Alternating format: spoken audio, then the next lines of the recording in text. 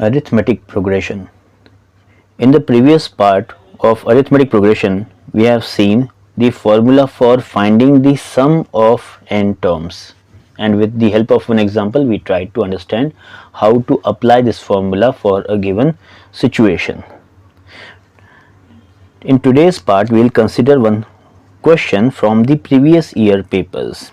Okay, what type of question comes in the exam related to sum of the n terms? Let's take one example. So the question is, find the sum of first 17 terms of an AP whose fourth and ninth terms are -15 and -30 respectively. So हमें sum find करना है first 17 terms का, जिसमें fourth term और ninth term ये given है. ठीक है, तो अब हमें पता है कि भाई फोर्थ टर्म और fifth term, tenth term, sorry ninth term कैसे डिनोट की जाती है. Let A4 be the fourth term. So A4 is given as -15 and A9 is given as -30. अब हमें एक फॉर्मूला जो हमने यूज़ किया है nth टर्म वाला, उस फॉर्मूले के ज़रिए यानी an is equals to a plus n-1 into d, इस फॉर्मूले की मदद से अगर हम इसको लिखने जाए तो हमें क्या मिलेगा. A4 is equals to a plus 4 minus 1 into d, यानी -15. A4 क्या है, -15 is equals to a plus 4 minus 1 3d. ये अगर हमारा हो गया first equation. Second equation A9 is equals to a plus 9 minus 1 into d. A9 क्या given है, -30 equals to a plus 8d. अब ये हमारे पास दो साइमल्टेनियस इक्वेशंस हो गए हैं. अगर हम इसको सॉल्व करने जाएं, ठीक है, सिंपली सॉल्व करने जाएं, ऐड करें या सब्ट्रैक्ट करें, तो देखिए क्या मिलता है हमें. सपोज सेकंड में से फर्स्ट को हम सब्ट्रैक्ट करते हैं. a plus 8d minus a plus 3d is equals to LHS. RHS को RHS से माइनस किया तो LHS को LHS से -30 minus of -15.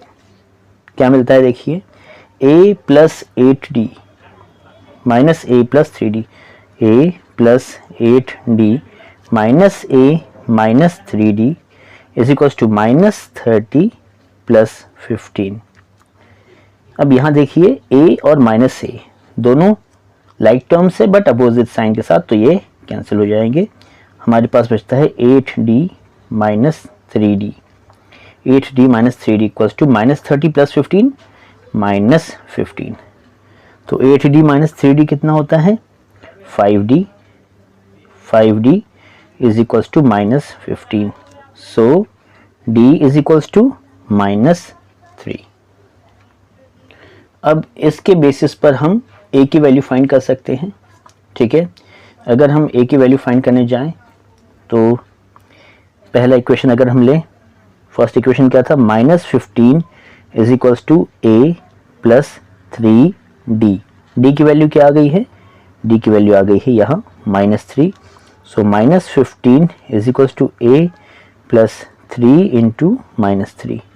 3 into -3 -9 -15 is equal to a plus -9 या a माइनस 9. -9 को इधर भेज देंगे. So -15 plus 9 is equals to a. -15 plus 9 is equals to a.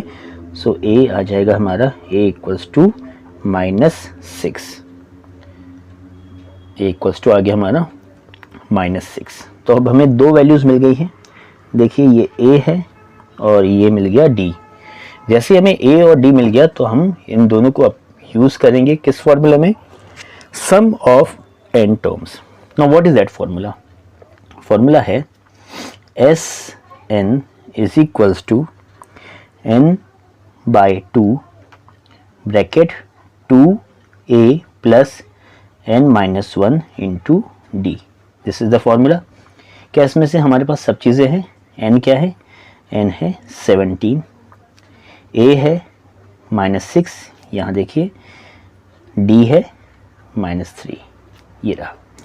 इन तीनों को पुट कर दें इस वैल्यू में, सो हमें मिल जाएगा S17 is equals to n/2 यानी 17/2 bracket 2a 2 into -6 plus n-1 यानी 17 - 1 इंटू d यानी -3।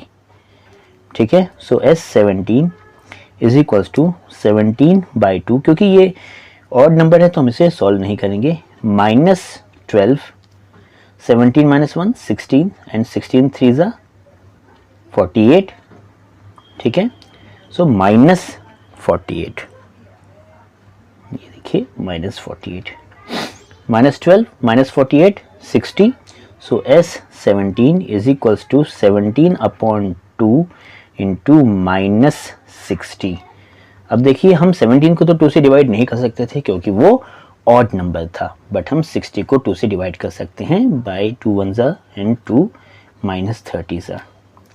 सो S17 आ गया हमारा 17 इंटू -30। अब ये 17 इंटू -30 क्या होता है? 17 3 51, सो S17 इज इक्वल्स टू -510। ठीक है, ये क्वेश्चन जो आता है ये 3 मार्क्स के वेटेज के साथ आता है, 3 मार्क्स के लिए आता है, जिसमें आपने देखा हमने AN और SN दोनों भी फॉर्मूलेज यूज़ किए हैं, डिटेल्ड में है ये, इसलिए ये 3 मार्क्स के लिए पूछा जाता है। होप ये क्वेश्चन क्लियर है। इसी तरह के अगर आपके पास और भी क्वेरी है तो उसको कमेंट सेक्शन में आप भेजिए और definitely will try to solve it, उसको सॉल्व किया जाएगा। Okay, so with this will stop here, take care.